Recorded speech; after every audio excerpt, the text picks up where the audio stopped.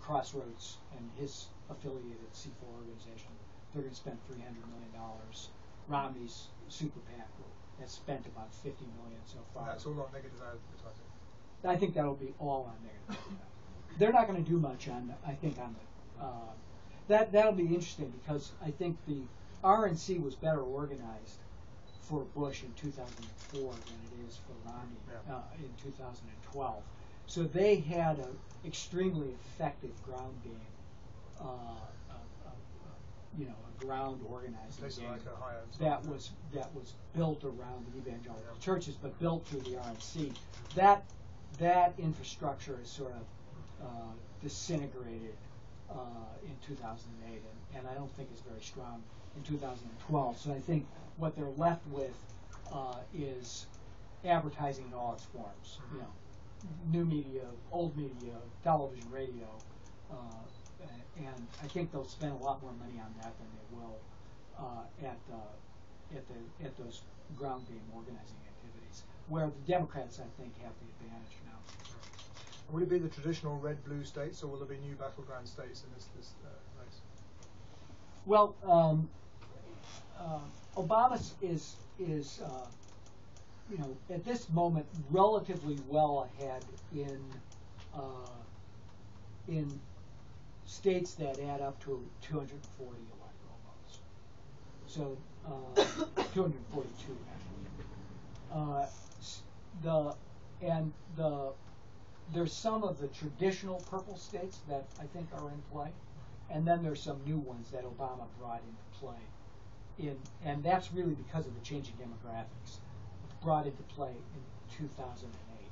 So the traditional ones are Ohio and Florida, which have been the key states in 2000, 2004, and not so much in 2008 because it was a kind of blowout election. But Obama has also reached in and had appeal in some of the changing kind of new South states, particularly Virginia, North Carolina, and you could probably put Florida in that basket as well, because the demographics in Florida have changed to some extent from the earlier races. And then that concentration of states in the Southwest that have had large pickup of Hispanic voters since, at least since Clinton ran. Colorado, Nevada, New Mexico. But I think the race is likely to be run in those places, maybe at Iowa, New Hampshire, and that's where almost the whole race will end up being run. Now we follow American elections. We follow the tricks you've used, the new techniques about 4 or 5 years later usually. So what will the innovations in this election be? What are going to be the new internet whizzes or whatever it might be that we'll be trying to recruit in 4 or 5 years' time? Well, I think there's I think both organizing and information distribution has kind of shifted to social media, and is that isn't wholly new from 2008, but it's at a wholly different scale, I think, than it was in 2008. What's happened, I think, though,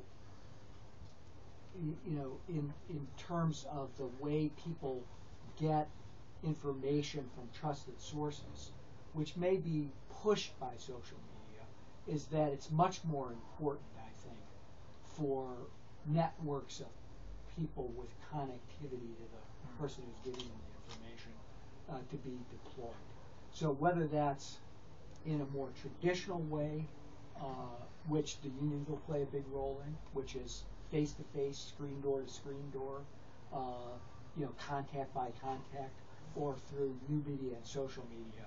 I think the ability to drive your message down to an organizational level where you can deliver and distribute it through trusted networks is, the same is true in the commercial space, but I think it's particularly true in the political space. That's where you're going to see, I think, a lot of the action, and that's where